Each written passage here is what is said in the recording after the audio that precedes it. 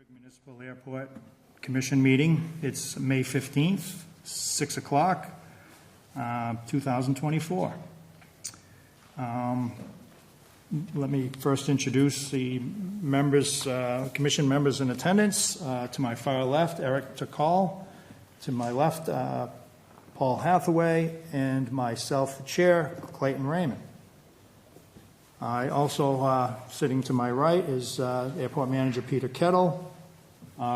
Members in attendance appear to be Jackie Marks from Gale Associates, members of the FPA Co-op and the FACT, and others from the airport. Thank you very much, everyone, for coming. I'd like to invite anyone in the audience who wishes to speak to please approach the podium, identify yourself by name and address, and identify the agenda item on which you wish to speak. You then may speak for 2 minutes. Jacqueline Wedgie, Fitchburg resident, speaking on 6B. As I understand it, the Airport Commission gives $50,000 a year to the city, and I believe this amount can and should be greatly increased with proper development of the non-aviation land lease. A city ordinance should be passed so these funds can only be used for paving our roads and not diverted to other non-essential uses. The way you generate large amounts of revenue is by offering something unique. The city of Fitchburg should prepare a home rule petition to the state to allow a brothel at the site.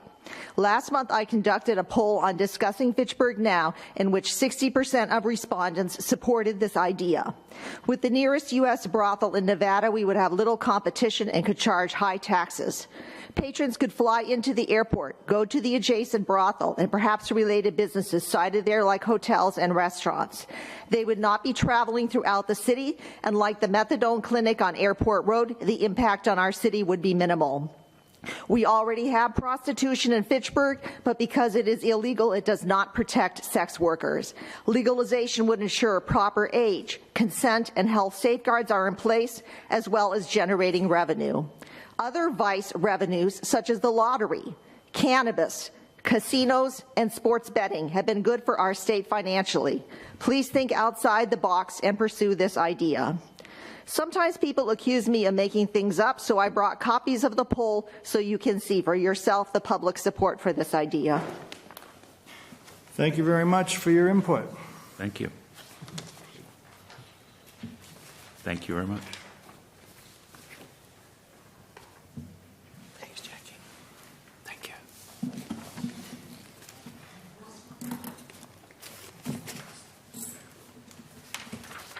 So the non-aeronautical land at the airport is going to be developed through the development committee at City Hall.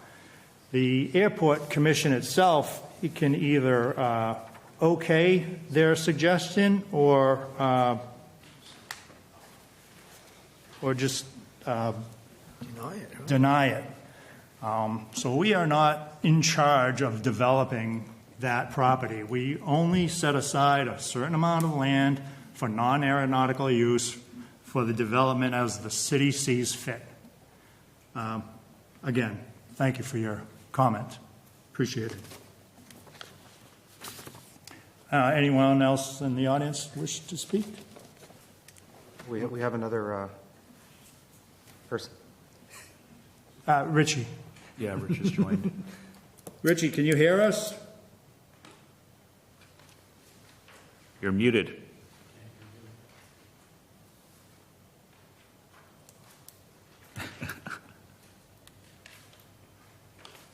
might be a system setting from the AD on this side. I know it's happened before. He may not be able to control it. Yeah. Muted. Yeah. Oh, he's got his IT person. I was going to say, technical voice there. There we go. Can you hear me now? Yes. Yes. Okay, good. Thank you. Sorry I'm a little late. Had a little technical difficulty, but I'm... Well, thanks. So let it be noted that we have a fourth commissioner this evening, Mr. Richard Liberatore. You have full access, right? Yes, I do. Okay. Thanks, Rich. Welcome. All right. First, I'd like to have a motion on previous month's minutes, whether they're approved or not approved. Do I have a motion? I'll make a motion to approve last month's minutes. Second? I'll second that. Third? Okay. All right, because we have a commissioner not physically here, we have to make a roll call on the vote. So I agree. Hathaway, aye. I approve as well. Rich? Aye. Thank you. 4-0, approved. Action items from previous minutes. I don't have anything on that. All covered in this agenda. Covered in the agenda items. Thank you, Peter. Item 2, correspondence to the commission. Is there, I didn't receive. When this was put together, there wasn't any, but I've recently had one from Verigy, which is part of the additional items on the agenda. Okay. So we'll cover it then. Fair enough. Thank you. Item 3, there would be Gale Associates, review of ongoing work. Jackie Marks. Thank you very much, Mr. Chairman. I'll try to keep it brief today. The Environmental Assessment and Wildlife Hazard Assessment Project, you all should have a copy of the agenda in front of you. Rich Liberatore, I apologize that you do not have one, but I can certainly provide that to you by email. Yes, please do that. Absolutely.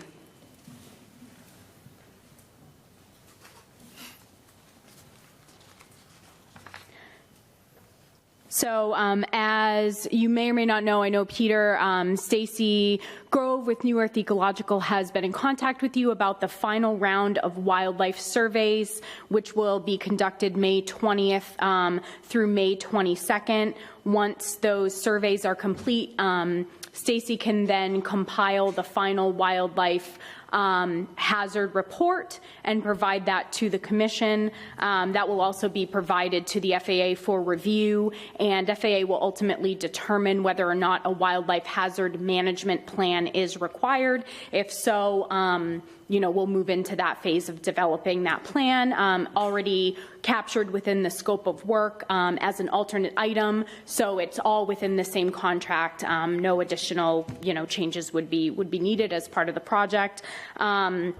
We did receive a finding of no significant impact from Cheryl Quain, who's the environmental protection specialist over at FAA. So very pleased to have received that from Cheryl on the overall environmental assessment.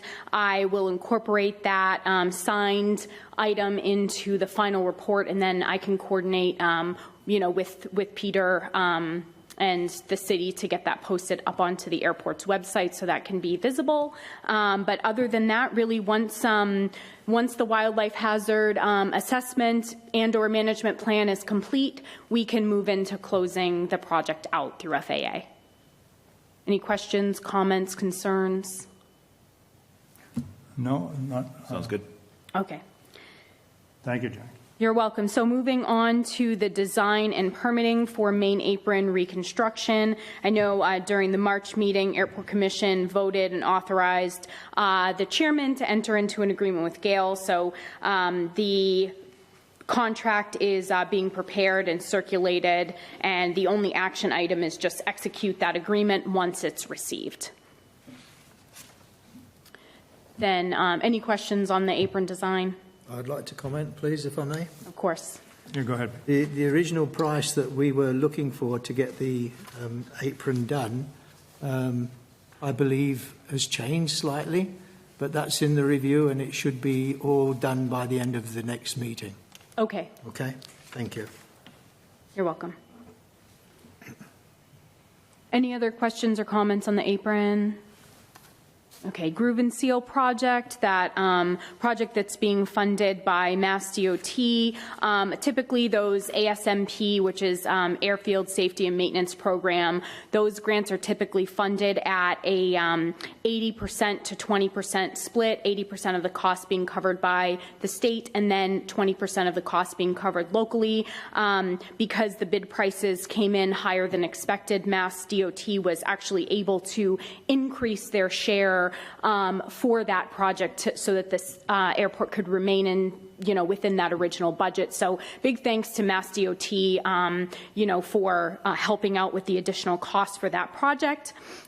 I know right now the contracts are circulating within the city, and construction expected to begin sometime in early June. I know we've talked about the temporary runway closures while the grooving portion of the work is being completed. So the airport will be closed from 7:30 until 5. I believe we made that change on all your plans, Peter, as requested. And then, that'll be reopened during the night. Once the sealant is applied, that does take about 24 hours for that to cure. So the airport will need to remain closed while that sealant has the chance to cure, and then following that, the friction testing can be completed to confirm that everything is as it should be. So the runway may remain closed for a day or so following that testing. Will you have pretty good line of sight into how far in advance that will be? Will that be, you'll know 2 days before or 3 days before the closure will occur? We should know. We should have a pretty good sense. With a little bit of advance notice. And it's really a pretty quick turnaround project. It's only a 10-day project. So even with those disruptions, it's a pretty short period of time. And I know, Peter, you were asking me a question before the meeting with respect to the timing of the markings and when those would be applied. So what will happen is the sealant will be applied. When that's applied, the markings will be covered. And then once the sealant is finished, those covers will be removed, and then the runway can be remarked. Okay, but the friction testing is going to take place after the remarking and not just after the sealing. I can confirm that. I can confirm whether the friction testing happens before or after the marking. I think it makes sense to do it after because, the paint itself, what goes on there, has to be beneficial, obviously, to every pilot that's flying in, but the friction characteristics have got to be a lower friction capability than the actual grooving and sealing. So I think it makes sense to do it once the lines have been painted. Understood. I will communicate that with engineering for sure. Thank you. Anything else? Are there any questions? Any questions for Gail? I know my update's pretty short today. Just in line with what Peter's asking, who performs the friction testing, GAIL or the FAA? That, I believe it's performed by the contractor, but I can find that information out for you as well. Because I am concerned about the 24-hour period in which it dries, and then let's say 4 hours of removing the plaque, coverings on the numbers, and then do we have to wait until a friction test is going to happen, or is it instantaneous? I guess that's. It's expected to happen as soon as possible once the curing is complete, is my understanding, but I can certainly confirm that timeline. And Peter, I understand your concerns over the markings as well. So I would expect, but the closure really, I wouldn't expect more than a couple of days at the most. Yeah. So overnight, when the sealant is curing, hypothetically, somebody hasn't read the NOTAM that the runway is closed, and they come in after hours at night. Will we have illuminated X's at the ends of each runway threshold showing that the runway is in fact closed? I can check with engineering about that. Because I can just see somebody coming in after hours and messing up your sealant, or their plane, or both. I can confirm that. Great. So a if NOTAM will be issued as well. So- Yeah, but not everybody reads No, it. I know. No. So the guy that doesn't read the NOTAM, is he going to land on the numbers? Yeah, think about that, That's a good point. yeah. Yeah, I can confirm whether the closure markings will be illuminated or not. I'm just Right. not sure off the top Yeah. of my head with that. Yeah. Any other questions, concerns? Nope, I think it's a good thing that the city is springing for this, even their small share is $81,270. Thank you to the city. Yes. Or another thought, maybe even temporarily change the ATIS to a recorded message that it's closed overnight, something like that. Right. All right, seeing, hearing no other questions, Thank you, Jackie. thank you all very much. Thank you.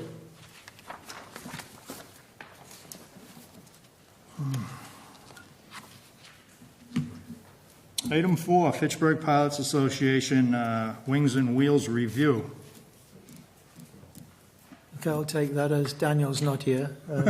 I got a nice letter. This is what I was talking about. Yeah. I got a nice letter this morning from Walter Welton, who's the accountant for the old Ford V8 group, thanking us very much for the 2 days with a nice check for $4,000. He said this year the weather did cooperate, which was good, and he looks forward to many, many more years of active involvement with the airport.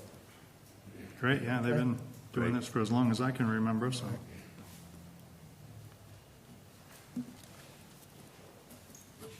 Thank you. It's welcome anytime. All set? All set? Item 5 is new business. It's first item on the agenda is FPI Co-op LLC billing. Bill Taylor and Harry Nikitas. If you could just hold on one moment.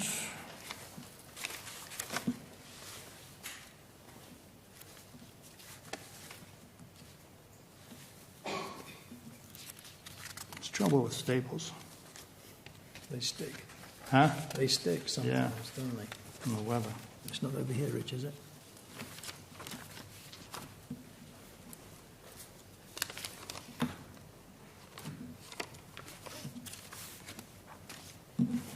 Finally. So, because we have new members, I just want to give a brief description of the FPA Co-op LLC, a private company which occupies 17,000 square foot piece of property at the north end of the airport. The company is owned by Mr. Bill Taylor and Mr. Harry Nikitas. The FPA Co-op LLC is an aircraft storage company that rents space to its members for a fee. Their initial land lease was agreed upon in 2004 and encompasses 17,000 square feet. The FPA Co-op LLC erected hangars on the property in and around 2004. The hangar buildings occupy approximately 6,040 square feet. The FPA Co-op is a land lease tenant. The hangars are not part of the land lease rate. It should be noted that FPA Co-op consistently pays their rent in a timely manner. The Fitchburg Airport Commission will listen to Mr. Taylor and Mr. Nikitas this evening, but will not negotiate their lease in this setting.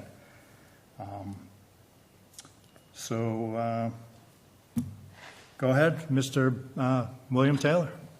Good evening. Thank you, Chairman, and hello to the new commissioners that I've not met before. Eric, I'm sorry, I did not catch your last name. Oh, it's Takal. T-K-A-L. Takal. Okay, thank you. As Chairman Raymond mentioned, my name is Bill Taylor. I live in Portsmouth, New Hampshire now. I was previously a resident of Massachusetts. I've been a tenant at the airport in various forms since, I guess 26 years, since 1998. I don't intend, Chairman Raymond, to be negotiating tonight. The purpose of my remarks is to provide some perspective from our side to the rest of the commission, and to have those perspectives recorded on the record for the benefit of the mayor and others who may have an interest in these matters. Let me begin by saying that there's little doubt that the narrative that you have heard from Airport Manager Kettle on these matters about FPA Coupe LLC is going to be different than what I will be saying tonight. And I will respectfully say to you that his is a false narrative. He will say that this is about bringing our lease or us into compliance. I will say that if this was just about compliance, this matter would have been settled ages ago. Tonight, I will take this opportunity to tell our side of the story, what I will call the correct narrative, and I will back this up with a number of facts. As you may know, the root of the dispute between us arises because of a 2008 audit finding by the FAA, where the FAA found that the Fitchburg Airport should not have agreed to a land lease with the FACT condo group. That's not us, it's a different operation. The FACT condo group that had rent geared to tie downs versus a square foot of land used area. Our lease similarly was structured that way when it was signed in 2004. The FAA, in a letter regarding the audit findings, directed the airport to, quote unquote, renegotiate the FACT lease to have the rent based on a square foot basis versus tie downs. Immediately after that audit was given to the airport attempted to take unilateral action to adjust our rent to the FPA Co-op's rent. We challenged this, of course. We had some initial questions about whether the audit finding even applied to us or not, so we did challenge it in writing. The airport management of the day, Mr. Fred Girton, called me when we challenged the rent change and explained his perspective on the FAA audit matter. Basically, his view was that it applied to us as well. I listened to him and I said I expressed that what I was reading the FAA to be saying was that leases should be renegotiated, not unilaterally changed by the airport. Mr. Girton, after some discussion, agreed, and he said that he then would formally like to open a renegotiation discussion with us on our lease. We understood and we acknowledged that request. After conferring with my partners in the FPA Co-op, which at the time went beyond Mr. Nikitas, who's here tonight, and included some other gentlemen, I had another discussion with Manager Girton, and I asked him to outline his thoughts on the matter back to me in writing. He agreed to do so. This fact is memorialized in a letter that was sent to me on July 28th of 2008 by Airport Manager Girton. This letter from 2008 is important because it memorializes a set of facts that this current commission ought not and cannot ignore. The letter firstly mentions that our building construction did not go as planned in 2005, and it highlights that our building position needed to be adjusted. I will explain more on this later, and I have a graphic to help walk you through that. Manager Girton then went on to explain that there is a distinction between the FPA Coupe LLC hangars and the Fitchburg Airport condominium or FACT hangars. Quoting from the airport's letter to me from 2008 in part, quote, "The condo association has exclusivity to its taxiways, and thus the FAA is requiring that they pay for all the land that they are using. Your building abuts a common parking area and taxiway," close quote. Manager Girton then went on to explain that the airport's position was that we could enjoy a rent reduction by moving to the airport's desired square foot rent basis. You can imagine that we were intrigued by this and we were willing to participate in such discussions. However, a renegotiation of our lease was never completed in 2008 or thereafter with Airport Manager Girton, as he fell ill and he left his position with the airport before that could occur. Since that time, we have continued to pay our rent to the airport on the basis of the lease terms that are negotiated within our original lease. It is our view, thankfully supported by the law, that unless and until our lease is renegotiated and amended by mutual agreement, it remains valid as originally negotiated. But to be clear, we remain open to renegotiation just as we were in 2008. I will now explain, with the benefit of some graphics, some detail about our building and our construction that I referred to earlier.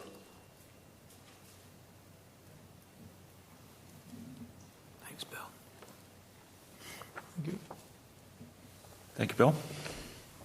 Sorry, Commissioner Liberatore, I will leave a copy, maybe a second copy with Peter. He can make sure that you get a copy of this as well.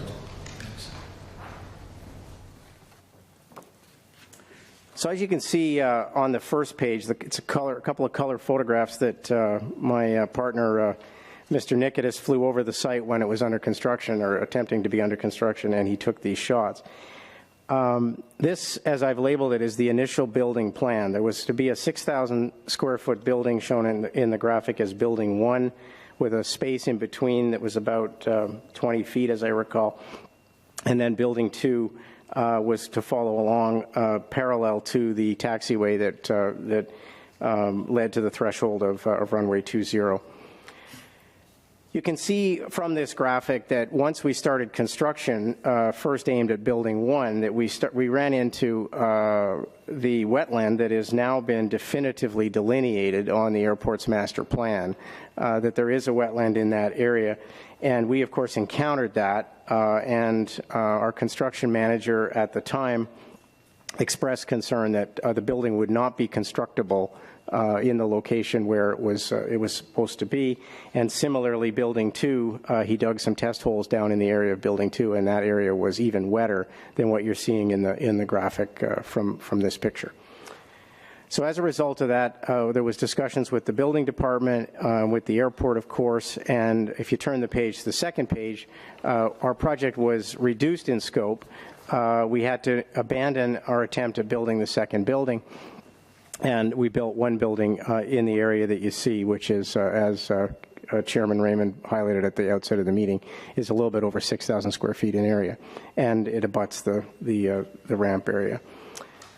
So now turning, with the benefit of that background as to what we built, and turning to more recent times, way past 2008, I'm going to fast forward to 2021 and our discussions with current airport management. Our position on these matters since the outset has been clear. The instructions provided to you by the FAA in 2008 regarding leases based on tie-downs was crystal clear, i.e. to renegotiate such leases. The FAA did not give you rights to impose new or higher rates on leaseholders at your will.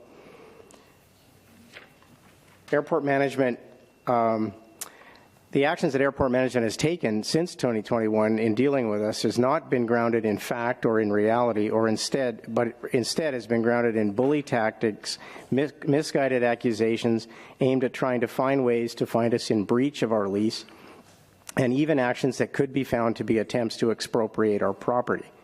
We clearly won't stand for that, and as you can imagine, we have been pushing back. That is why in late 2022 and into 2023, we began seeking information from the airport under Massachusetts laws associated with access to information, or freedom of information laws. Although we have not sought sanction, these information requests that we made, while cursorily responded to, have responses that are incomplete, are late, and in some cases have been inappropriately redacted, none of which is legal or reasonable, and nor is such aimed at fair dealing and good faith negotiations. To be clear, we only sought these added information through the access to information laws because when we ask simple questions of management at gaining information to try to assist us to reach an amicable negotiated settlement here, i.e. to renegotiate as per what the FAA directed the airport to do. Instead, we don't get clear answers in cooperation. We get stonewalled, we get bullied, and we get misled. I know these are strong words, and I am now going to embark on trying to back up why I use those strong words with some specific examples for your benefit. Firstly, we were told by Manager Kettle for the longest time associated with our discussions that we needed to quote-unquote get in line with the FACT lease, which had been renegotiated to 25 cents per square foot of leased area. Given that position, which we accepted from Manager Kettle, we asked for details of their leased area and details of any other material matters associated with their lease renegotiation that was undertaken. We know, for example, that there were a number of other matters settled between FACT and the airport at the time. Our point was quite simple for these questions. If we were being asked to accept their negotiated lease rate, we would like to know what other matters led them to agree to that rate. We received no response. Secondly, we have, of course, explained the building history and water issues that we encountered during our construction to Manager Kettle and to Chairman Raymond in our various discussions with them. You will hear that our lease is based on 17,000 square feet. In fact, Chairman Raymond referred to that a couple of times in his opening remarks. Our lease does, in the preamble section or recital section, if you understand how contracts are structured, in that preamble or recital section, it does make reference to 17,000 square feet. And that reference arises because, as you saw from the photographs that I shared tonight, we had 2 buildings planned, originally planned, each of 6,000 square feet, and there was some required taxiway and some space between the buildings, which conceivably would add up to the 17,000 that was mentioned at the preamble to the lease. However, as built, our building occupies 6,000 square feet, and as per written communication from former airport manager Girton, our building as built abuts a common apron and taxiway, and that is why Manager Girton suggested that on a square foot basis we could enjoy a rent reduction. We simply are not using all the land originally intended. Why are we not using it? Because it's not usable land. The last point I will make with regards to the 17,000 square feet. In the rent section of the lease, and in fact nowhere in the main body of the lease is this number referenced. The recital or preamble to the lease, it is mentioned there, and it was never corrected when our use and building orientation was altered because it did not need to be. It had no bearing on us, it had no bearing on the airport, it was not contained in the body of the agreement, and it was not part of the rent payable section. Manager Kettle has, on the record in front of this commission at prior meetings, confirmed that others on the airport are paying only for, that are paying on a rent per square foot basis, are only paying for what they are using. In the case of the most similarly situated party to us, the Fitchburg Pilots Association building, which also abuts a common ramp area, they are paying rent on the basis of 10% more than the square feet of their actual building size. As a result of that, we have suggested that this 10% more than the building size is what should be used in the renegotiation for the FPA Coupe LLC. This is logical given that the most similarly situated party to us has a lease formed on that basis. All we get back when we suggest that is that our lease is for 17,000 square feet. My question that I've asked Airport Manager Kettle and Chairman Raymond, and I will ask it again tonight, if our lease is for 17,000 square feet, show us where on the airport that land is located, because if we are being asked to pay for it, we should be able to use it exclusively and put another building on it. What do we get in response? We have gotten no response. Finally, I want to cover billing and billing disputes arising from these matters. As previously mentioned, we have been paying for almost 20 years, on time and without fail, our rent to the airport on the basis of the currently negotiated lease amount. The airport and this commission have no authority or basis to take actions to charge us anything else other than what is stated in our signed and valid lease. Even though you have repeatedly and unilaterally taken action to adjust our bills without our agreement and without justification. Here is a summary of the illegal and baseless billing actions that the airport has taken since 2022. Correct rent was being charged of roughly $250 per month through until August of 2022. The billed amount increased starting in September 2022 based apparently on 17,000 square feet and the FACT rate of 25 cents per square foot and was thus without our agreement to such billed at $354 per month. An inflationary increase was then applied to that amount starting in October of 22 of approximately 3%, and a further inflationary increase was applied again starting in October of 2023 of approximately 6.5%, such that the new but still incorrect billing amount is approximately $390 per month starting in October of 2023, and that's still in place. The actions that the FPA Coupe has taken in response to these incorrect bills is that as soon as we became aware of them, we disputed the bills and we have paid the correct amounts. In other words, the $250 increased over time for the various inflationary increases that have been applied.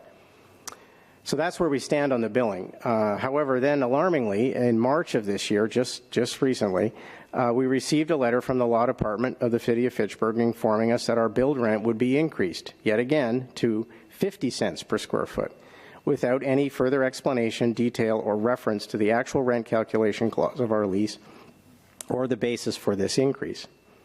To be clear, this latest baseless proposed action on your part is an almost doubling of our currently erroneously billed rent, which is already higher than what's in our lease.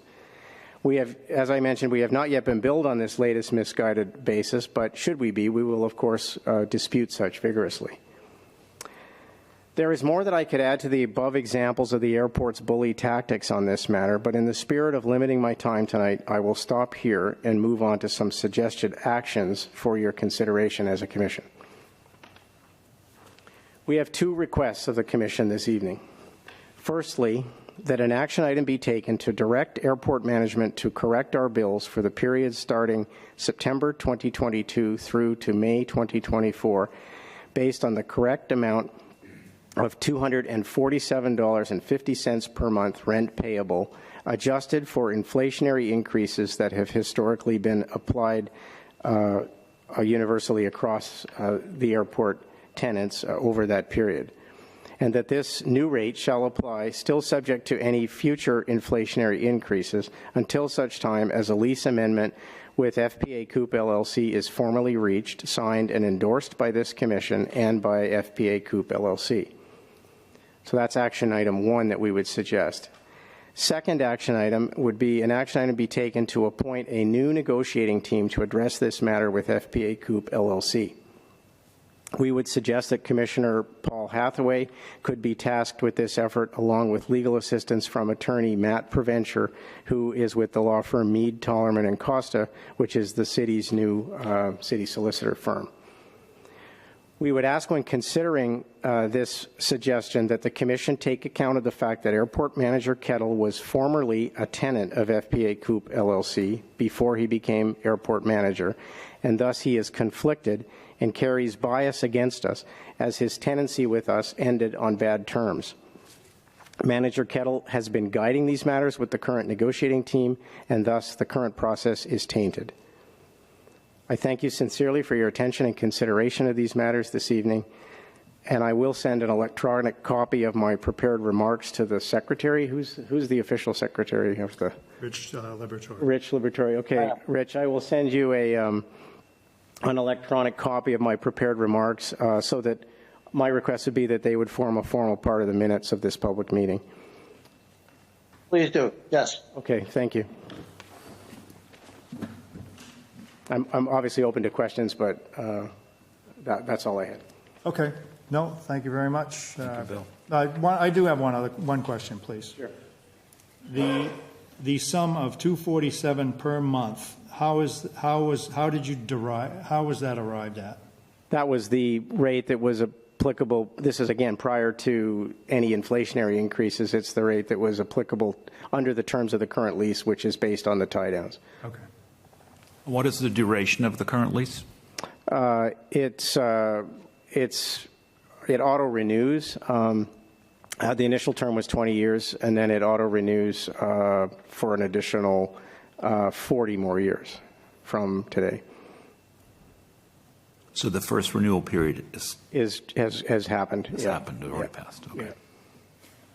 And one other comment, to insinuate Peter has an axe to grind, I think is misguided. Peter is not the first manager to try to negotiate rate terms based on square footage. I understand, but I've shared with you this evening with backup in detail our discussions with Manager Girton and where those ended. And then I also shared with you the approach that has been taken since 2021. Yep.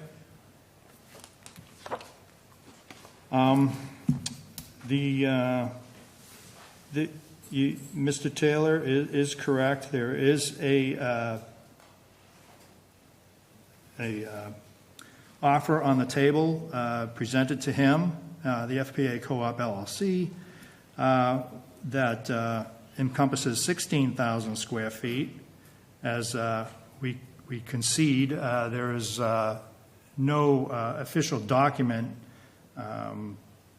outlining that initial plot plan. So in an exercise of good faith, 1,000 square feet was taken off, and a proposal of 16,000 square feet was brought to the FPA co-op, and it encompasses some space in front of the existing hangar, behind it, and to the sides, in which we see that there is used for car parking and what have you. So the Fitchburg Airport Commission is willing to accept a counteroffer in writing, and we'll discuss in an executive session right after next month's meeting, if you would like. I have a quick question as well. What is the actual square footage of the final hangar that was built? 6,048. Okay, so still. So 6,000, yeah. And so what's the basis for the counter of 16,000 if it's 10,000 square foot difference?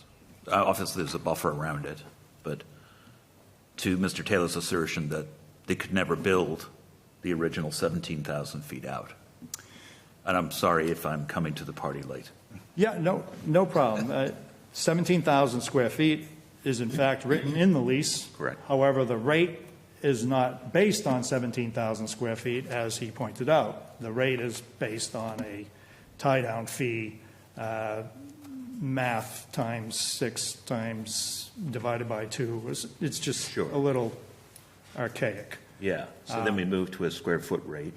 Well, then when the FAA had pointed out that the FACT was on a tie-down rate, they flagged it as being not in compliance with a grant-assured airport, which took a while, but yeah, FACT, we amended their existing lease to incorporate the square footage that they actually encompass. It also applies to the FPA co-op as far as square footage, and it is the direction in which the airport would like to move forward with all leases, whether it be buildings or land, Yeah. by square footage. Sure. It's the only really fair way to compare square footage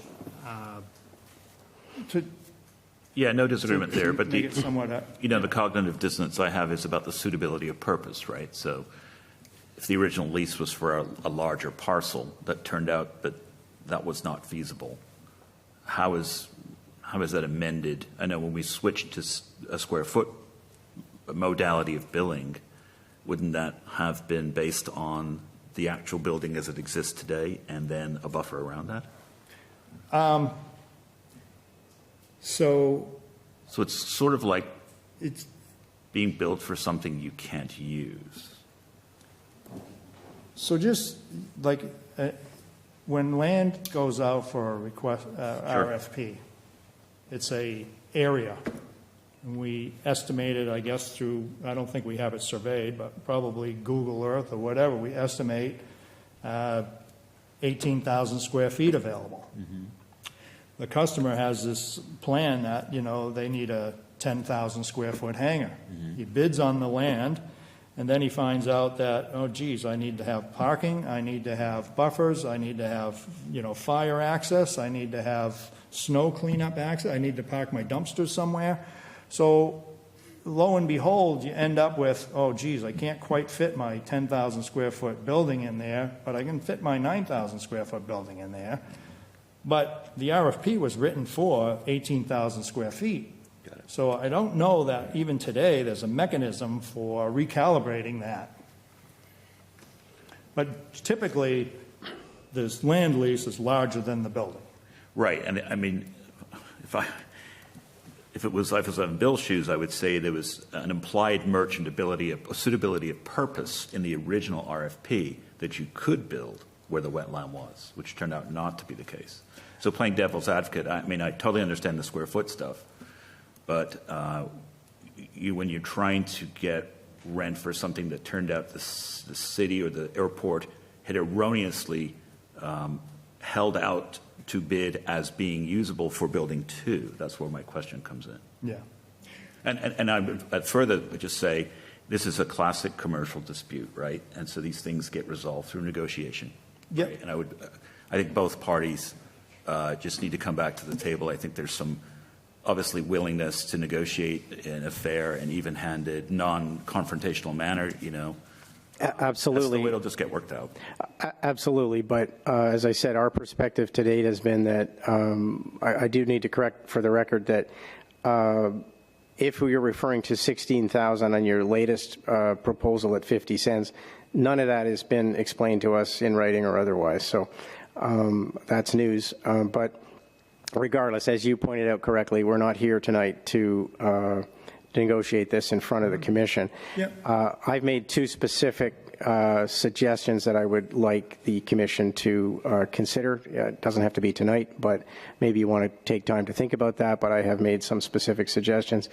And I would affirm, Commissioner Hathaway, your point you just made, that we are 100% willing to negotiate. There is give and take. But the facts that I presented to you tonight are to tell you that we are not seeing give and take. We're seeing imposition. We're seeing rates imposed on us. We're seeing land imposed on us that we're not told where it is. We said, and have been saying, great, if we can build another building, please tell us where it is. And I mean that quite sincerely. We may be prepared to go ahead and do that. But we haven't got answers to that, along with answers to many other questions. And I do think that this process has gone on too long. I don't think it has to. I don't think this is that complicated. But we aren't going to be steamrolled, and that's where I'll leave it. Thank you, Bill. We will consider your action 1 and action 2. Thank you. Thank you, Bill.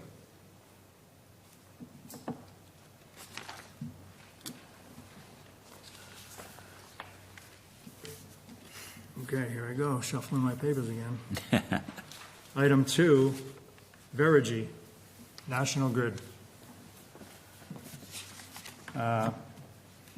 Kettle, or is there a representative from Verigy here this evening? No, there's not. If you remember at the last meeting, it was virtually a dead duck with Unitil. But Mitch Dexter, the MD for Verigy, actually came back with a letter to me on April the 23rd saying basically he would like to pursue the route through National Grid. But National Grid are on the Route 12 side of the river. And he would like the commission to vote to give them permission to actually tunnel underneath the river to take the solar energy to National Grid. And that's what his letter actually asks. Would we be prepared, would the commission be prepared to do that? The river that was already moved. Yeah, the river that's already... Yeah, that one. That wouldn't happen today. I mean, I guess the question is, why can't it go over the river? Right. Is the first question. And the second question is, well, not a question, a statement. Just remember that the airport is no liability on this whatsoever. Everything they do is at their expense because they believe that there is an opportunity for them to make money and also for the solar farm to develop money and revenue for the city and the airport. So this is the area where 02 previously occupied, is that correct? Exactly. Yeah. To the west side of the runway. So I guess my answer to the question is I don't know that I have authority to give them the green light to drill under the river. No, they want the authority to go ahead to see if they can get it To done. seek approval. Basically, they just want to seek I mean, approval and also approval from the lands that are on the other side of the river as well. And what was the projected revenue for the airport from their land lease, if they could do this? There isn't any yet. This is the whole thing. About 10 years ago, when I think it was Lisa Wong was in charge, we were offered $300,000 a year. But at the last count, which was approximately a year ago, when I brought it up again, 30,000. But 30,000 is better than nothing. And whether the incentives ever get any better than what they are at the moment from feds and also the state of Massachusetts as incentives to go solar, nobody knows. I don't have a crystal ball, so. Well, that's 30,000 a year, but what would the revenue come from using that land for other purposes? You can't get there. This is the only thing we can put there. Okay. There's no access. Yeah, because of the steep embankment going up to BJ's, the RMV's up there. It was over there, okay. There's no road that you can get into from that side, so you couldn't do an FBO or anything there. Okay. Really kind of dead space. I think that the answer they'll find in the state of Massachusetts is probably no, tunneling under a river. Or going over. Or going over a river, but I don't see the harm in allowing them to explore the opportunity and let them come to their own conclusions, right? Yeah, I wouldn't, We're not locking ourselves into any decision on no. the use of the land or permission to proceed or executing a commercial agreement with them. We're simply saying, sure, we'll ask the question. I responded back to him saying, Mitch, I will reiterate what I've advised from the start, and is that we, the Fitchburg Municipal Airport, will not support anything involving a cost in dollars to the Fitchburg Municipal Airport. And by having to bore underneath the river will certainly send the cost to operate a solar farm up, I would have thought. However, your decision, and as such, I've copied all the commissioners on this email for information and discussion at the upcoming meeting on May the 15th, which is today. Yeah, I think that's a good response. I mean, we don't have any, we don't have extra funds to experiment. Nope. The concern I have with a project like this is who takes it away when it no longer meets its economic purpose? I can see in the future if we get Mr. Fusions in our homes or cars where you just put a beer can and a banana peel in and there's unlimited energy, someone is going to have to foot the bill for ripping out hundreds of thousands of square miles of solar panels that are either worn out, no longer economically viable, they don't generate revenue. I would propose that anything that we enter into an agreement with them, if it comes to that there's some mechanism by which they're held accountable for removing it at such time they don't use it. But from a mass EPA or DEP perspective, I think their chances of success are slim, but I don't have an objection to them asking the question if that's the ask. That's the ask. Do you want to have a vote? Go ahead, Rich. Chairman Kerry, I'm not comfortable with this company. We're comfortable with them from the start. Boring underneath the river, that ain't going to fly. I still think there's other alternatives out there. I think that we can find a solar company to come in that might be willing to work with us on our proposal, maybe giving us fresh ideas of how we can best use our land. But this particular company, I'm not comfortable with them, and I will not support anything they want to do. I think they're leading us in the wrong direction. I think they're just trying to, for me, I think they're just trying to use us to get to another avenue. And again, I'm not going to support it. That's just my own personal feeling. Thank you, Rich. Can I comment? Yes. Yeah, please bear in mind, Rich, that there are no more incentives for Unitil. So it doesn't matter what solar company you get in, they're going to come up against the same wall. And this is them thinking outside the box, take it over the river, put it to National Grid, or take it under the river. If it's allowed, it might not be allowed. But this is just them thinking out of the box because they'd like to work with us.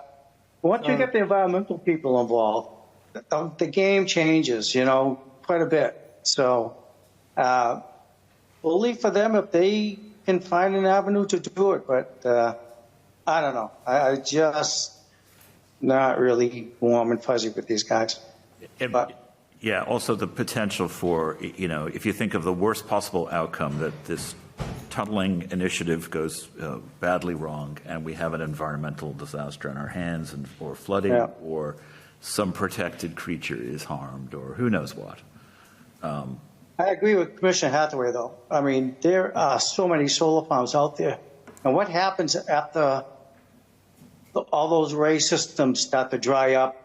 And, are they going to be able to renew this power? Are things going to change drastically? Are we going to be stuck with all these solar panels? And are we going to be part of a bigger problem? I don't know. I think that it's reasonable to say you could proceed with a feasibility study, because I think the answer they'll get quickly is no. That doesn't tie us into a potential decision tonight or in the future. It allows them to keep exploring the opportunity. We're not voting yes or no on doing the actual. And as long as we make it clear, we are not going to make a commitment, but still allow them to come up with it should be a very detailed proposal involving all aspects of it. I mean, Jackie knows that, the environmental assessments they'd have to do, the Department of, Conservation, all of the things that could affect the river, especially if they're going under it, which is, but they'd have to do all that work, and that's a huge amount of work. So if they really think there's a benefit to it, and, they should probably show detailed figures on what money they project they will make off of it and what part of it we get and so on, and make it very detailed.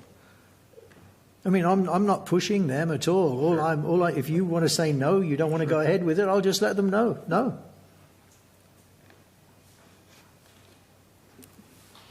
So I'd make a motion to approve them exploring the feasibility of the request per Peter's response to them, that states that we will not incur any cost and that this is not an approval for the project. It's merely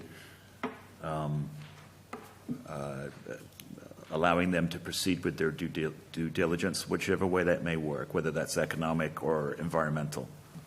Let them do their own homework. I would second that motion. I would second that. Could we have a vote, please? Yes. Roll call. Aye. Mr. Cattell? I agree. Mr. Hathaway? Hathaway, aye. Mr. Liberatory? I agree. And I do. So no commitment. Right.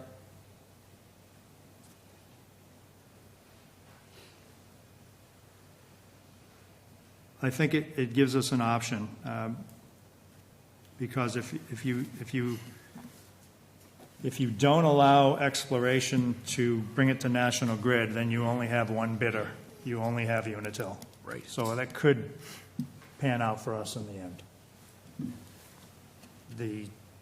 The concept of solar farms and the length they last and the disposal and the whole 9 yards, I guess that's not for this meeting, but there was talk from the former solicitor to have monies in escrow to remove the panels, because lo and behold, solar company is alive today, and 5 years later, they're bankrupt. Correct. So, That would be very wise. yeah. Thank you, everyone. Appreciate that. Old business, Aero Fair. Okay, I'll talk on that then. It's on June the 16th, as you know. All the permits have been obtained.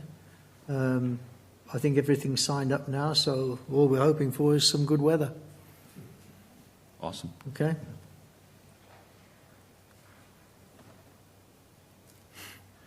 Item B, RFP for non-aviation land lease update. We've had a comment tonight. Thank you. Basically, it's been withdrawn at the moment. The RFP's been withdrawn, and it's being amended to include a better advertising media. We have the $4,000 from the Wings and Wheels that will be used to advertise nationally and not just around the Fitchburg area, which, you know, to me in the first place was the wrong place to go. So hopefully we will get some a better interest, you know, from the larger companies who want to be near an airport. So, Makes sense. okay. Thank you, Peter. That's a better path forward. Item C, land lease, N Holdings, update. Yes, they got approval from the city today. So that hangar is totally operational now. People can sleep in there at night. And, you know, the area where the RVs are, they'll all be cleared out by Friday. And we will put out a separate RFP for a restaurant. So once we get the restaurant in, you know, hopefully it'll draw the people that used to come to the airport. We'll sell more fuel.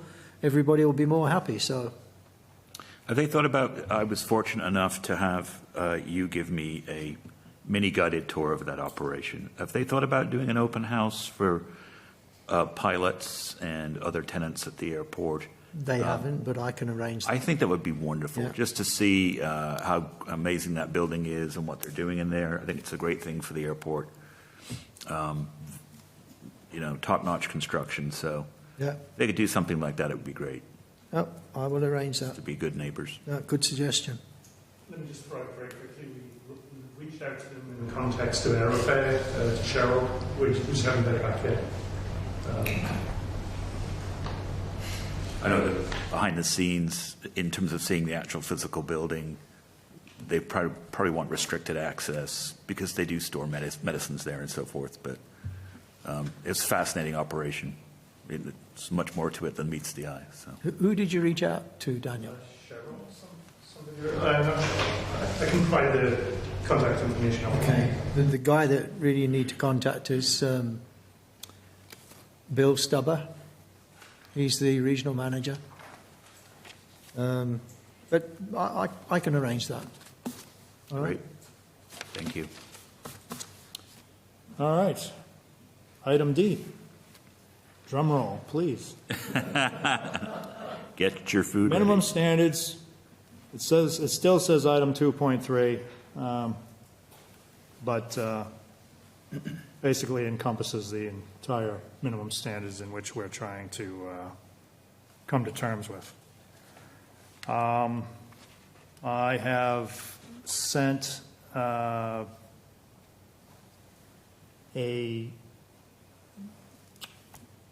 revised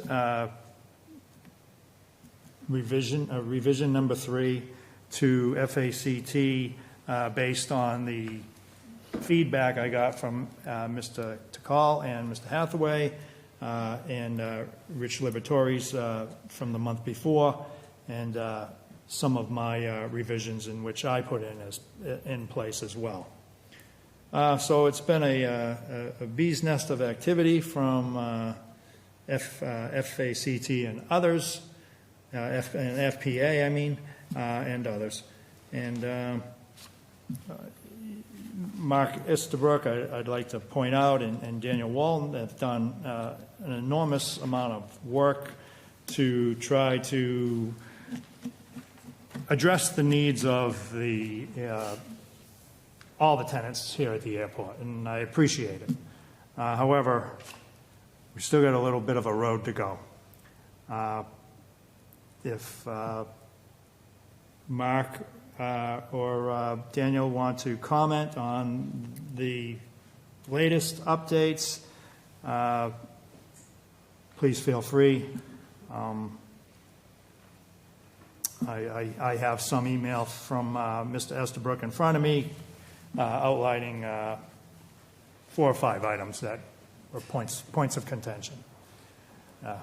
So the floor is yours, Mr. Estabrook. Thank you, Mr. Chairman. Mark Estabrook, Acton, Massachusetts, President of the FACT, speaking on behalf of FACT and FPA. I have some notes I'd like to go through I could bring up if that's okay. Yes, Perfect. yes. Thank you. Thank you, Mark.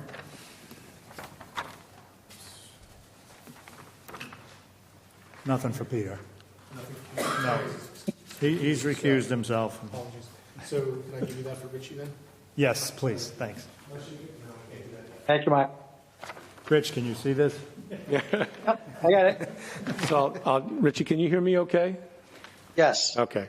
I try not to speak too close to the mic as I get yelled at.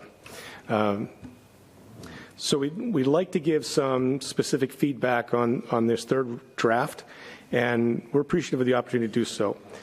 After reading through the draft, it feels a little bit counterproductive to provide what we promised, which was an edited file in Microsoft Word, because there's things there and we could just pull them out and say no. That doesn't feel very productive. So what we've done instead, although we have gone through thoroughly and reviewed that text, to be clear, is a number of points we'd like to make, and particularly around some things which are perhaps a bit directional rather than specific. So with your indulgence, we'll go through some of that. But I do want to first emphasize we really appreciate the transparency, the collaborative effort that's shown by the Airport Commission in working with us to get through these drafts. Necessarily, a lot of the points I'm going to make here are negative, and I don't mean to make that the overall theme here. There were some things that were added there that we very much appreciate, which are supportive of the GA population. There's very clear language about owners being able to do work in their T hangars, which was a subject of debate. That's been cleared up. There's aircraft on ground emergency services issues that were addressed. And there's also the ability of the independent operators to come in and help with the AOG, which, again, we very much appreciate. So I want to acknowledge there are some positives here that were included, and we do appreciate that. So now on to the more negative stuff. So I'm going to make some general comments first, and you'll see there's, 27 points. I'm not going to go read through all those, don't worry. So I want to make some general comments and then give some specific examples, more to make sure we're on the same page, because you can read through this as well as I can. And I will apologize in advance. Because we had done some editing on the document, the pages that I'm referencing may be off by one page or something. Yeah, understood. So first comment I want to make is there seems to be an effort almost to put the terms of a lease into the minimum standards. And perhaps some of that's because we've introduced this concept of permits, which are not bound by a lease. There's no lease involved in a permit. It's just an application. You get it or you don't. And that's understandable. But to try and put lease terms into a minimum standards causes, in our opinion, a number of problems. One, you make it very, very lengthy, but also you've now locked in terms that are buried in the minimum standards that are quite difficult to undo. As we've seen from this draft of the minimum standards, it can take a while. Where the lease, you take an executive committee and you work out your lease. The airport, under Peter's management, has done, I think, a pretty good job at coming up with a very good baseline lease. Why try to force those terms into a minimum standards?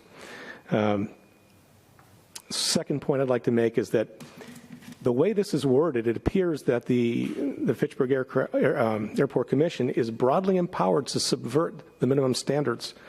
And that's not a good thing.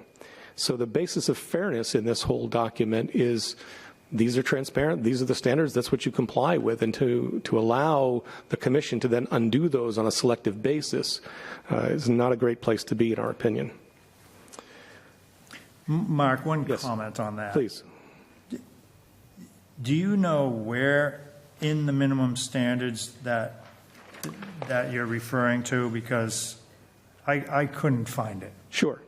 So if you go to what I think is page 17, and we're talking about FBOs specifically in this case. Yeah. And we're saying that aircraft sales and all other listed services, quote unquote, except as otherwise provided in any agreement between the FBO or business and the FAC. What is that agreement? That could be any agreement you make at any time. And it's not part of the minimum standards, may or may not be part of the lease. So that's what I'm referring to. Okay. All right.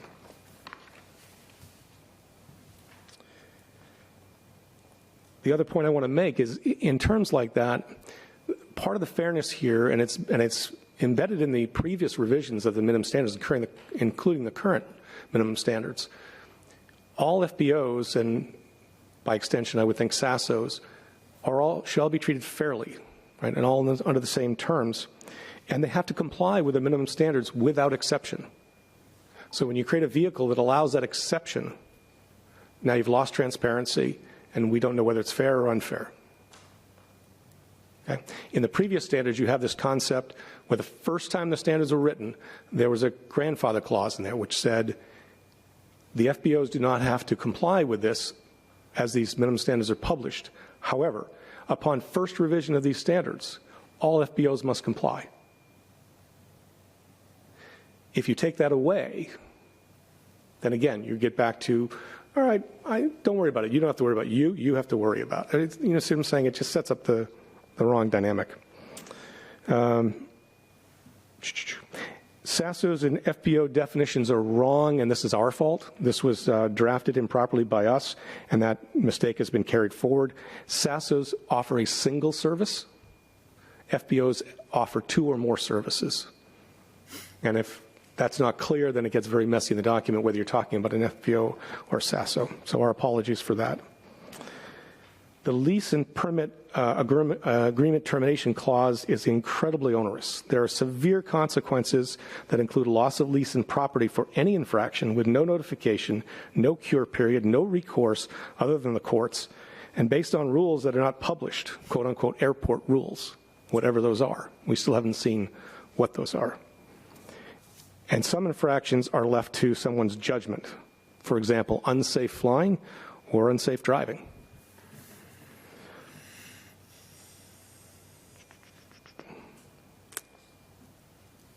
That stuff's carried. All right. So there's a few examples I'd like to walk through. The first one I just mentioned, airport rules, which is found on page 5. It's an undefined term. It is used throughout the document, and we are required to be compliant to it, but we don't know what it is. Page 8, implementation of the minimum standards on point 2. The way that's written, you're basically trying to write a contract that subverts another contract. And you can't do that. So you can't make a lease with somebody and then make a minimum standards update that says, well, I can now go change that lease unilaterally. That sounds eerily familiar to me. So page 8, leasing terms for the city-owned land at Fitchburg, point number 2. The standards say the FAC can rewrite a lease to comply with new, changed, or FA grant assurances that were in place when the lease was signed, but which the FAC didn't notice. I don't believe you can do that. Not for the things that you just didn't notice. If it's new or there's a change, you can certainly write that into the lease that you have to comply with new and updated standards. That's reasonable.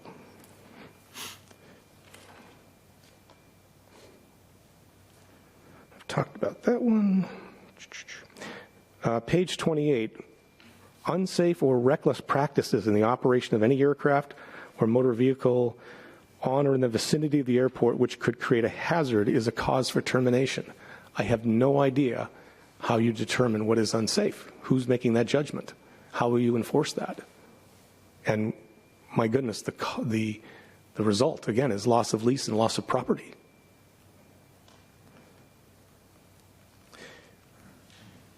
Page 22, independent operators. We appreciate that the insurance requirement has dropped from $1 million down to $500,000, but what's been added is the requirement for 10% of gross revenue payment to the airport for these services. We have across the United States, I'm not sure about Europe, but certainly across the United States, we have a problem with access to A&Ps, mechanics, for our aircraft. It is nearly a crisis, and what we're doing is putting more onerous terms on mechanics who fly into the field to help out our owners, operators, making it more difficult to access those services, not less difficult. We have a challenging situation at Fitchburg Airport. We have 2 FBOs, one of which only operates on Beechcraft aircraft types, and another FBO which is unable or unwilling to work on a large number of aircraft on the field. We have no choice but to use other mechanics. And most of us fly off field to go have that done. I go to Nashua to a group up there. But if I cannot fly, I'm stuck on the ground, or if I feel it's unsafe, now what do I do? And we need access to the NPs. Now is not a great time for GA to be limiting access to what is already a scarce resource. So, Could I just stop you on that? yeah, please do. Yep. So 10% of gross revenue. Yep. I had suggested that. Yes. And then I thought about it. And what I thought about is, first of all, that would require an invoice to be copied over to the airport manager or secretary, and then the 10% would have to be determined. And then, what does that, you mean just calculated? calculated. Sorry. right? Yep. Well, then I'm thinking, well, then maybe it's public record. And then that's when I said, oh, this is a really bad idea for invoices from anyone to have to be public record, especially, from a private company. Sure. So I am, at this point, not in favor of a 10% revenue share on independent operators. However, I still feel keenly that there should be some kind of a fee schedule which goes to the airport to help maintain, the mile-long runway and ramps. And I think you're supported in that with the FAA's perspective, not that they require it, but they are supportive of the idea that people who operate on the field should pay for those or help support those operations. But we have two elements now. We have an insurance policy which doesn't do anything. It just doesn't, right? If this is meant to protect the city, it's not going to, the city's not going to, you almost can't sue the city, only in the case of being a landlord, and even then it's fairly limited, but these people are not landlords. They're flying in to help out. So we're putting this burden of an insurance policy on, which costs money, which will be carried down to the people who use their services. And on top of that, 10% or 1,000 or 800, whatever it is, now you've got an additional cost burden in there. So I don't think we disagree that there should be some fair payment. It's just a double whammy here that feels a bit onerous.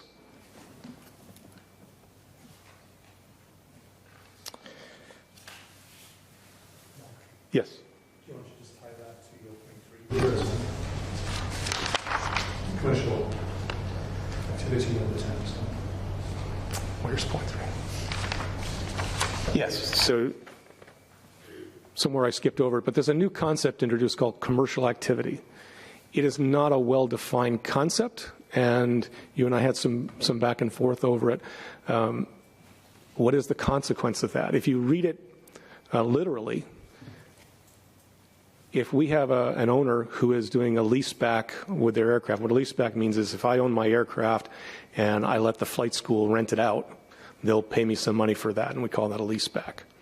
And that helps the flight school because they don't have to buy very expensive aircraft, and it helps out the owners because it covers some of their cost. But these are generally done under an LLC by people who do not have a business on the field. That LLC is usually their home, their address. They would be subject to the insurance requirements and the 10%. All of this applies to commercial activity if you don't have a lease on the field or you don't have a business based on the field. So where does that stop? So that's a lease back. If you have a banner towing service, then you got to have the insurance and you've got to pay the 10%. If you have a flight instructor drives to Fitchburg and hops in my plane and gives me flight instruction, same thing. They would have to have the insurance and pay. If I have a designated examiner, so this is an FAA employee who comes to do certifications. I'm getting my instrument rating. He comes out, we hop on my plane, we go up, we test. He passes or flunks me, we'll see. I have my instrument rating somewhere. I'm safe. Well, he would have to pay 10%, and we'd have to make sure he has insurance coverage. Do we really mean all these consequences, and where does it stop? Theoretically, all right, my flight instructor can't drive on the airport. What if he flies in and picks me up and goes in my plane? Or what if he flies and we go in his plane or her plane? Well, what if it's just a flight instructor from Nashua who comes down and lands at the airport and then takes off again? Where do you draw the line on commercial activity? It's hard, and we agree, it's hard. But that's why words matter here, and we've got to be really careful with this idea of commercial activity, particularly when there's a consequence to it. I think that we should be able to come up with some wording to better define. I think so. Yeah. Yeah. We're not suggesting this is not repairable. We're just reacting to what we're reading. No, I appreciate it. Did I cover it? Yeah. Yep. Page 26, insurance, point number 10. Uninsured motorized are not allowed to drive in the gated area of the airport. That was all me. I didn't think I'd get so much flack. Well, yeah, I mean, that's a tricky one. Wow. I know, right? So, again, if we think one or two steps ahead, okay, first of all, what is it? We have tugs, those are motorized. We have e-bikes that people zip around in, those are motorized. We have aircraft, of course. We have cars, and we have motorcycles. Which things are we talking about? And then, if we require they be insured, how are we going to validate and enforce that? If it's not enforceable, it really shouldn't be written as a rule. And if it is enforceable, then we should understand how. I don't think we want an environment where people are stopped at the gate and say, show me your insurance policy. I don't know how you do it either. Right? Yeah, I wouldn't do it on license plates. I know that. My thought process stemmed from New Hampshire plated car who do not necessarily have to be insured. Correct. And everyone in Massachusetts who owns a vehicle has a clause in their insurance for uninsured motorist clause. However, this guy comes into the airport uninsured and runs into, the Beach Bonanza. Yep. Now, my thought was, well, geez, the first thing that the Bonanza owner was going to say is, why does the city allow uninsured motorists onto this airfield? So I'm open to suggestions, and I'm just I'm not, probably thinking about the, one-off, but it's possible. Can we prevent this? We can't prevent everything. We'll start with that. I mean, we just have to acknowledge life is risk. If we're going to fly airplanes and drive cars, there's a risk. It's a public use airport. So first of all, I don't know how you can restrict people from coming on the airport. It's not your right. It's a public use airport. So right away, I think you have a problem in trying to restrict people on the airport. Well, this says gated areas, though, right? Well, from a higher perspective, you're not really even required to have aircraft insurance. No. Correct? So if I auger in and hit the terminal, I'm deceased, maybe I don't have an estate, I didn't have insurance. That's the worst and most likely scenario. Very good point. Right? Well, it is. So think about it. Exactly right. $1 million No, it's exactly airplane, right. a $10 million building. Right. All the city costs to put the fire out. That happens on a regular basis in this country, much more likely than an uninsured motorist. 100% agreed. It's far, far more likely. Moreover, so what if it happens? You say sue the city. How? We looked into this last year, right? It's exceedingly difficult anybody can sue anybody. It's exceedingly difficult to win in a lawsuit against the city. And again, even then, only if you're a landlord. And there, we think it's a $250,000 limitation, I forget. But if you're not a landlord to this person, you can't sue, period. So we can scare ourselves to death. And thank you for reminding us that we can auger in and die in a flaming crash. Welcome. But we can't protect agaget everything. here. We just can't. Right? There are reasonable things we can do. I'm going to knock that off the item. How's that? I appreciate it. There is one other one. You and I have talked about this one a few times that I can't, for some silly reason, I can't let go. It doesn't really affect FACT and FPA, but this idea of having aprons that are 1.3 or areas that are 1.3 or 1.5 times the area of the hangar. Again, I think something like a 10% buffer seems like a fair minimum standard. Like, how can you put up a hangar and not use a drip edge around the hangar? That I get, 1.1 times. But when we say 1.3, well, you could be parking airplanes. Well, you could be parking cars. Well, you might need more room to turn the airplane around. Agreed. But that depends on the business that you're doing, which is defined in the lease, not in the minimum standards. The minimum standards are minimum for a reason. So I think they're all fair arguments, but have to be dealt with on a one-on-one case and not buried in the minimum standards. So I'll let it go at that. Yeah, thank you. Any questions I can answer? No, I was just going to give an interesting example for the insurance. Our amateur radio club is going up to Mount Wachusett, which is a state park, in June. So we have, 20, 30 people going up there. We are required by the state to provide a certificate of insurance for $1 million liability. So, and it's not that expensive for our club. I mean, we only have a handful of people in this club. It's like, you know, Do you purchase it for one day? I don't know how that works. Right. So that's one of the issues, is you can buy insurances in a short period of time. So we did do some investigation on this a year plus ago. The general, and I apologize we've actually written a whole document that we gave to the commission last year from our investigation, so I'll apologize in advance if I get something wrong. But basically, we started with the minimum standards having $1 million coverage for what we call independent operators and the FBOs. And the airport manager wanted to push that up to $2 million. At $2 million, it is virtually unattainable by independent operators. At $1 million, it's difficult, but you can find it somewhere. We don't believe there's a lot of cost difference between a $1 and a $500,000 million policy. It's probably easier to get the $500,000. But you have to get that for a longer period of time. So it's doable. I want to. You can do it. But what's happened, so the specific example is we had an A&P who would fly down here, has been doing it for years, flying down to Fitchburg, doing how many people, Bill? 4 or 5 annuals? 7? Okay, thank you. So 7 aircraft had their annuals done by this A&P. Again, for years and years.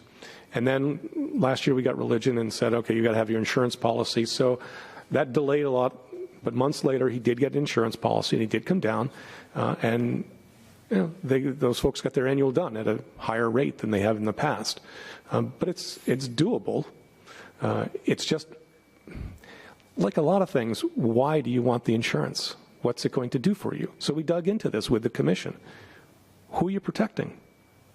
Literally, who are you protecting? Well, the answer is the city. You can't sue the city.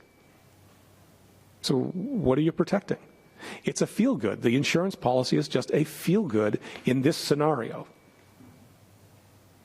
It's akin to trying to sue the Mass DOT for an accident you had on a public highway, correct? I mean, there's no recourse that's right. to sue the maintainer of the road unless it was grossly negligent. Right, but you can't drive those roads legally without insurance yourself. So, Except if you're from New Hampshire. well, We've already covered that one. Yeah. But no, and again, we've gone through this with Attorney Pusateri, who would agree. You know, you can't draw absolutes, but it's never happened, and it's unlikely to happen because there's no basis for doing that lawsuit unless the city's a landlord, and even then you're limited by certain clauses. And I think Chris was at $250 or something like that. Short liability. Yeah. Yes. Yeah. What he said. I mean, if I could just elaborate a little bit on the insurance, you know, the current 1973 standards, which God bless whoever wrote them, they wrote them. And it's $1 million liability, general liability insurance minimum in that standard. It's been on there for years. However, not very well enforced, and it was just kind of written down. So there came a point in which, you know, we wanted that information, and we finally got it. And then, like Mr. Estabrook had said, the A&P and AI was allowed to, you know, come onto the airport and do the annuals. And he distributed, I assume, the amount of money he paid for the insurance amongst the 5 or 6 or 7 annuals or whatever he did. He got through it. But the problem is, if the minimum standards, you know, still read a $1 million insurance, well, what about the guy that's walking in, taking a seat cover off an airplane to reupholster it, and, you know, the charge is $320? But now he has $1 million insurance liability policy that he has to carry, which is costing him about $7,000 a year. Now the seat is $320 plus $7,000 to cover, and it happens through a lot of things. You know, maybe prop balancing, whatever, right? Pedostatic testing, maybe they can't get it done at the airport.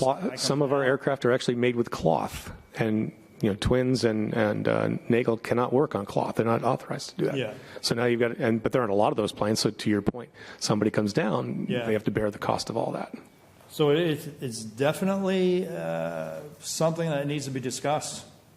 And I think Mr. Estabrook raises a great point. Taking it up to the 50,000-foot level, what's the objective? Who is being protected? Right. If the intent is to protect the city, let's make sure that's the case in the event of an incident. Does the policy really name the city as a co-insured, right? Yeah. Or, Well, you can do that, right? It's more paperwork, but you can do it. The question, I guess, would say, does it do anything for the city? Is there any benefit to the city for that person, a business, having that insurance policy? Right. I mean, I think the conversation stemmed from if you had a business on the airport, let's say a small business, and you have clients coming in that are not regular patrons of the airport, and they slip on your way into their place of business. Well, maybe they slipped because there was ice left on the ramp, which there always is. Who's liable? Well, the city. And I think that's where it came from originally. So that wasn't the first, but that's certainly one of the topics we discussed. The first topic was A&P's working on your mechanic. They make a mistake and the plane bursts into flames. And I don't think that's relevant. I don't either. I'm just saying that was where it started, but Yeah. we then went to, okay, well, what if? Yeah. And then we do a lot of these what ifs. I slip. I still don't think we ever, and maybe I'm wrong, but I don't recall we ever came up with a scenario where the city was going to the city could be sued, again, unless they are a landlord. And even then, there's limits on that tort and liability law. There are not limits. Was that unlimited? You remember? And I'm not an attorney, but there's tort liability for municipalities and the sovereign immunity. Yeah. How they apply exactly, I'm not certain. Okay. But I believe that the tort liability limit was $100,000. Okay. So. I gave a copy of that to the previous mayor.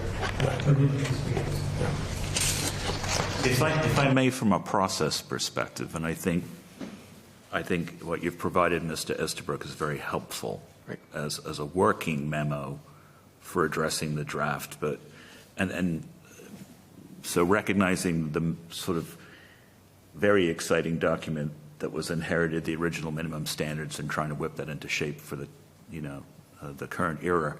Due to my own personal limitations, I'm finding it very hard to track what we had previously agreed upon and was considered safe territory in the document, and then what has been changed, what is intended to be deleted, what is a note in the document. And, it seems that we get to a certain point of progress, and then insertions are made which require the re-review of now a 50-page document. And I think that's quite burdensome. What I would prefer as a process is we agree on a draft and remove all the colors and personal notes and anything that was agreed upon to be deleted, that's taken out. Mm-hmm. So we have a baseline. Yes. And then anything that we want to change to that revved draft has to fight its way on through this mechanism. Right. So when we come to the commission meetings or prior to the commission, we're looking at a 1 or a 2-pager of points of contention, as opposed to having to crawl through 50 pages to see what snuck in, what got deleted, what changed. I always make suggestions like this. I'll raise my hand and help in however manner I can to get to that state of affairs. But I do want to avoid this do loop of we agreed and now FPA has 3-4 pages of objections, right? And it's an amazing amount of your time that you're devoting to this, also the commission as well. So I think if we can get to some mechanism by which the draft is protected and that sort of items that are going to be discussed in this forum, they don't find their way into that draft until we agree upon them. So I just propose that as a mechanism. How do we get to a baseline?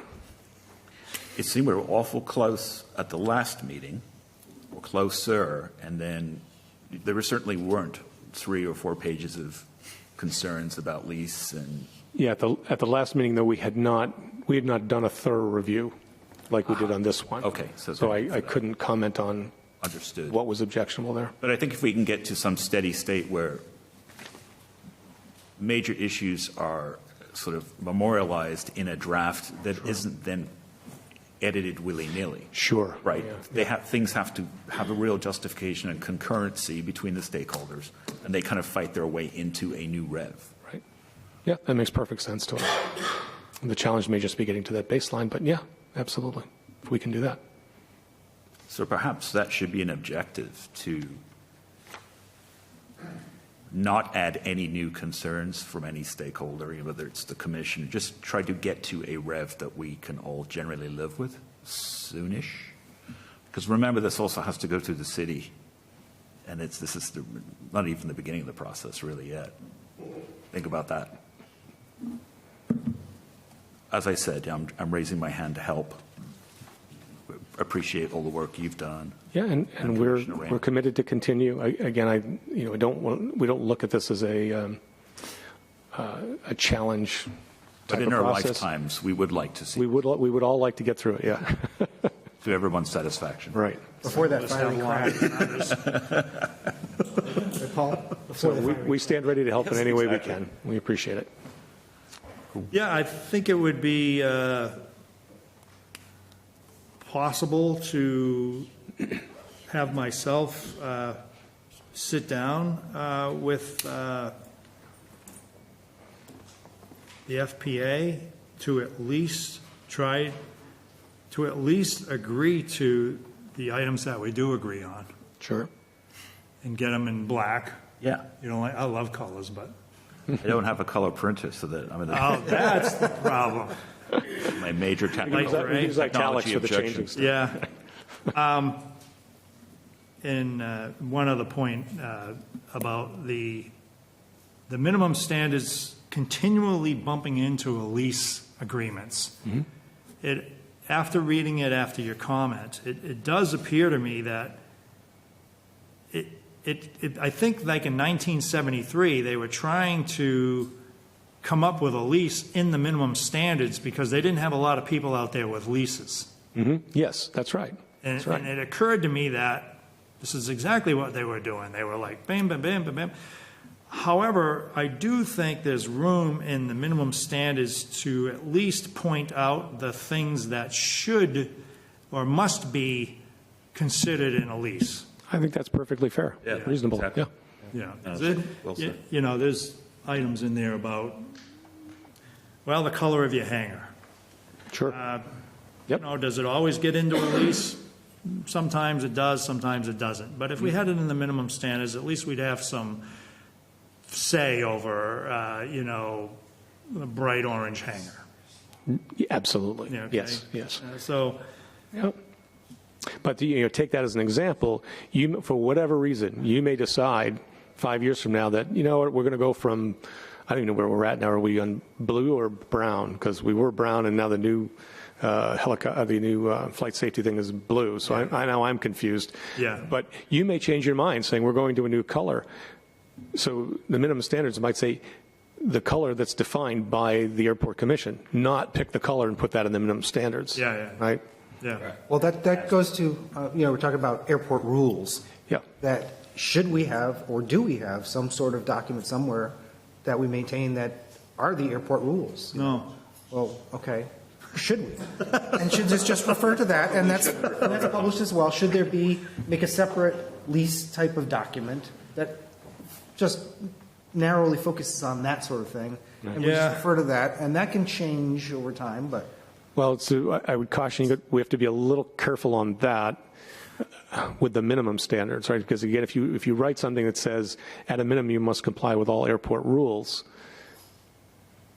that could be anything you want it to be at any time.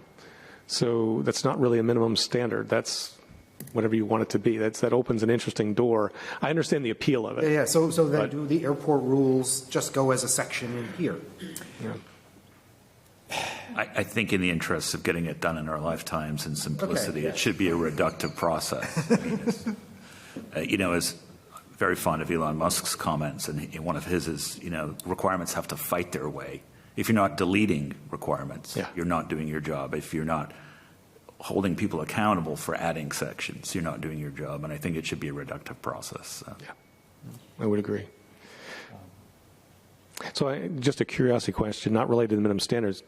We do have the airport has a boilerplate lease now, right? That's fairly uniform.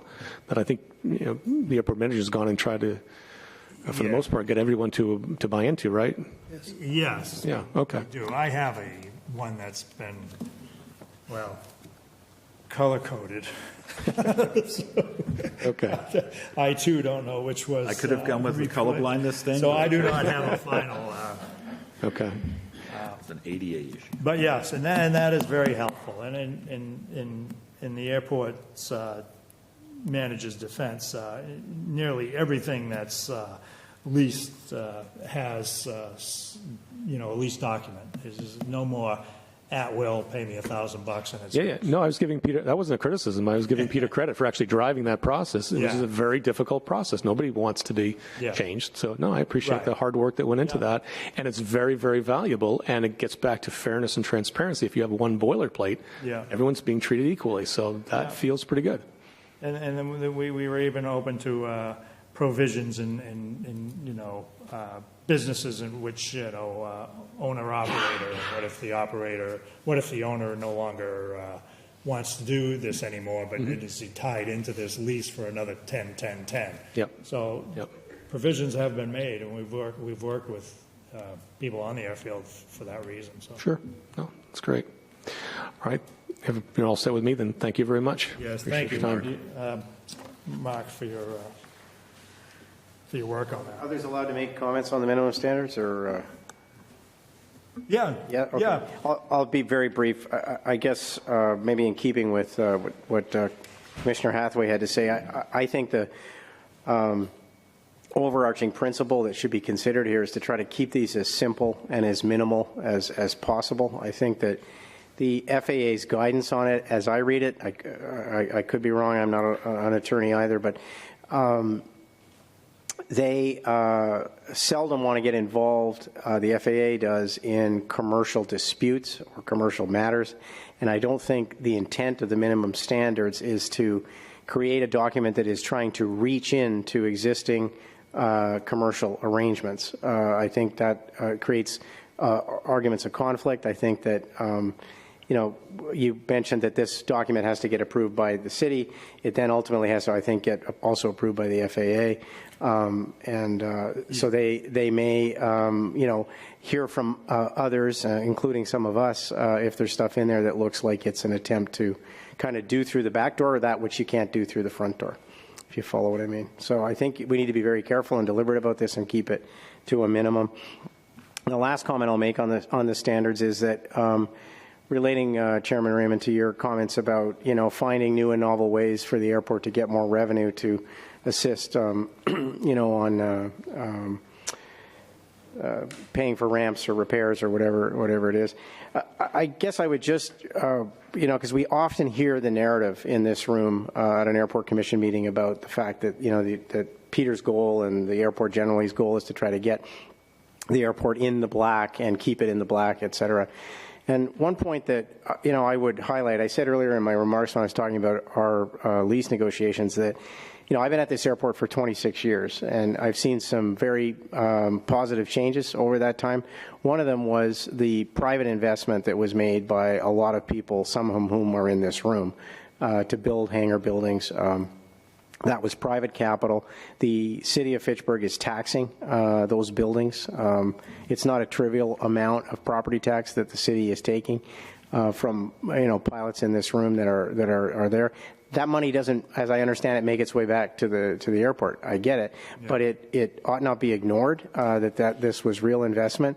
In fact, I would point out that we pay more in taxes than we do in rent. Right?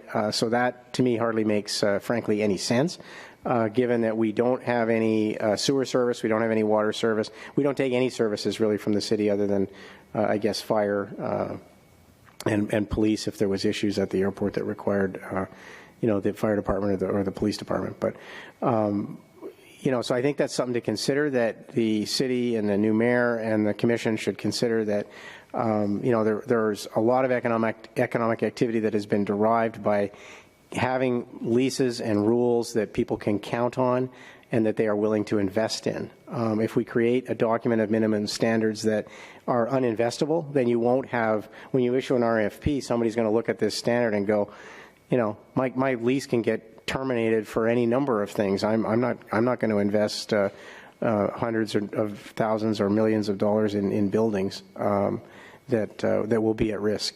So I think we need to be very deliberate and very careful about this. Thank you. Thank you.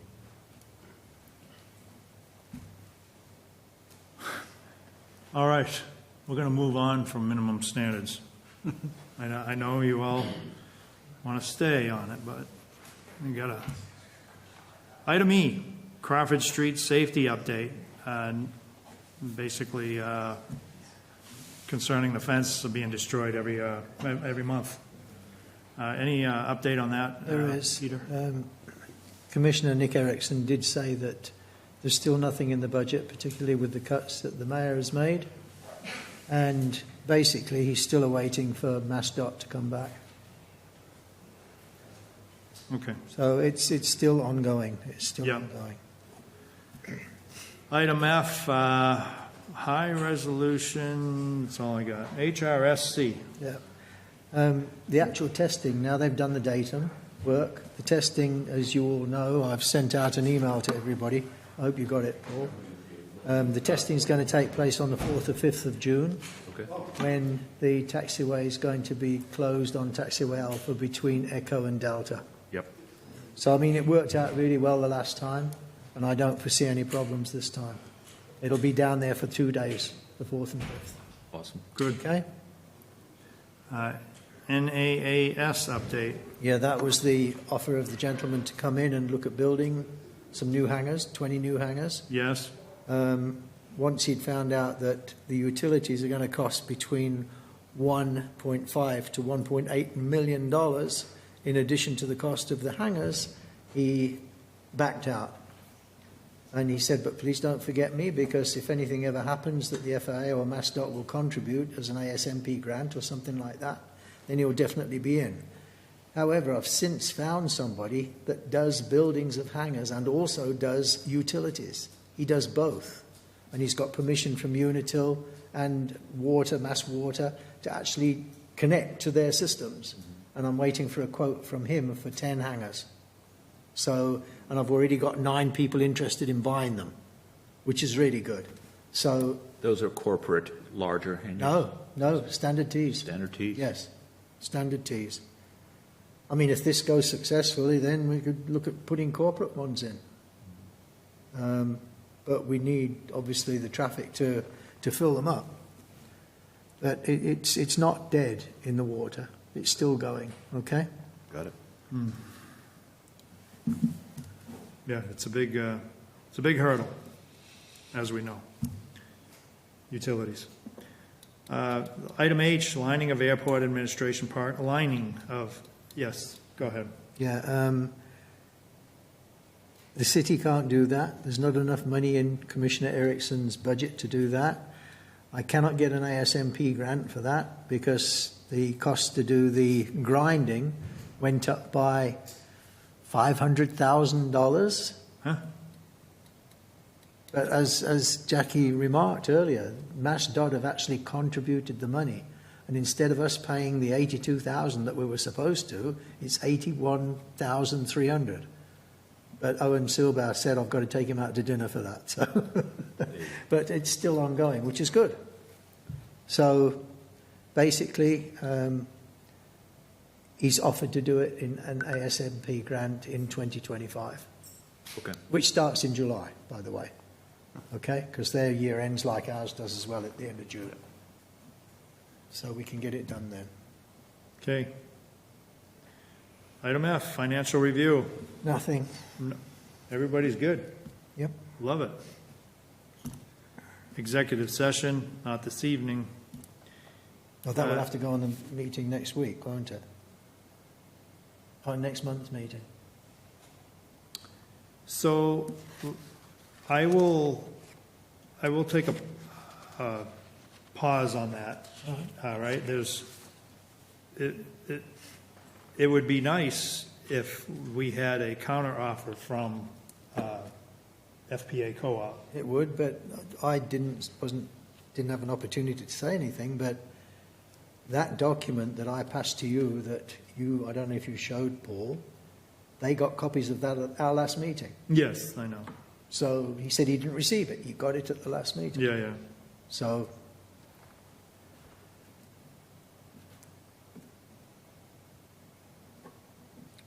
I will check out the rules for executive session announcement with the clerk to see how early I have to be to make that decision. okay, it's got to be 48 hours before the agenda's published. Oh, that's easy enough, Yeah. pretty lenient. Maybe it'll be a light meeting and won't take that much time. All right. No executive session this evening. Date and time of next regular meeting is 6 o'clock in this building, June 19th, 2024. No. June 19th, I heard at the water meeting that was here before us, is a public holiday. What holiday? Oh, Juneteenth. Juneteenth. It is Juneteenth. So I would like to propose the 20th, which is the next day, because they're coming in the next day. And their meetings from 5 until 6, and they were out of here by 10 to 6 this evening. So I'd like to propose that we go to the 20th. There is a master planning event in Groton on that evening. I'm on the planning board in Groton as well. And it's sort of very much in our wheelhouse for me to attend as a board member. Is the 18th a possibility? That's on Tuesday evening? Tuesday evening. It all depends on this room, Paul. Yeah. You know, I can ask. Let's see if we can work around that. If not, we may end up doing it on that Thursday night. It's fine. Yeah. But if there is an executive session, I think you should be there. Voice of God. Sorry, who said? Dan, Daniel said something. The city council meeting? I was on a Tuesday? Okay. Oh, it's Daniel. I didn't know. Yeah. It's pretty funny. Thanks, Dan. All right. Friday? Friday the 21st? Works for me. Friday evening? Yeah. No. Okay. No. Why not? My God. Yeah, I could, but Daniel, are there any meetings on the Monday?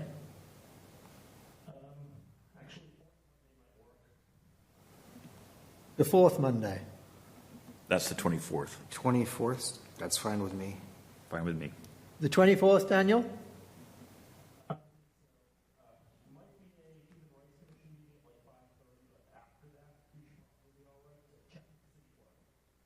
Okay, we're going to tentatively put the 24th on a Monday. Appreciate it. Last Monday of June.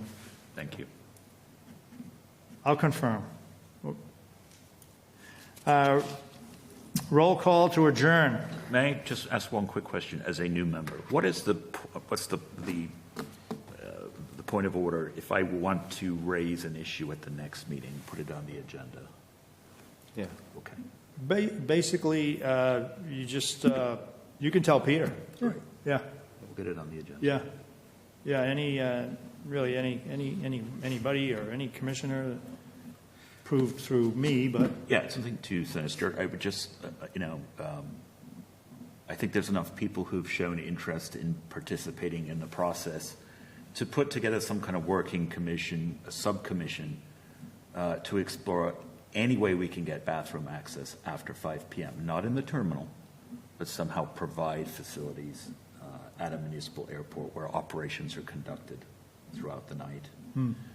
I was there giving a presentation last night, and it's very unfortunate that the solution for a human biological need at a municipal facility is to drive to Dunkin' Donuts. So I understand the city's position on not getting access to the terminal building, but I think the FBA, the FACT, and others are willing to come up with creative solutions. So I just want to explore what's the art of the possible in a bathroom. Yeah, we In the somewhat building? discussed We such a did. This thing. was discussed maybe just after COVID. And the conclusion of the discussion was that FACT and FPA would put in porta potties Right. at their buildings, But they're not free. and it's never happened. No, and I understand that they've explored the cost of even getting the nicer than the regular Yeah, bog standard, if you're familiar, Yeah. forgive the pun, porta potties. And I think that their financial situation has changed so that if there is some cooperation with the airport, things are possible. and I would consider it, but So We are I just on want to it. reopen that as Yeah. what is the art of the possible there? Understanding that access to the terminal is not a possibility. The airport's used throughout the night, certainly after 5 p.m. There's plenty of people there, yeah, and it's a human need. right. Yeah, let's put it on the agenda. Right. Yeah, sure. Agreed. Well, can you send me an email, Paul, and I'll stick it on? Thank you. Okay, motion to adjourn, roll call to adjourn. I'm all for it. Aye. Rich? He's raising his hand. I'm going back out into that 90-degree weather that we're enjoying here in California. So sooner you end the meeting, the more we get outside. All right, so you're a yay? Yay. Yeah. Motion to adjourn. All right. What time is it? Never mind, 7:57. Thank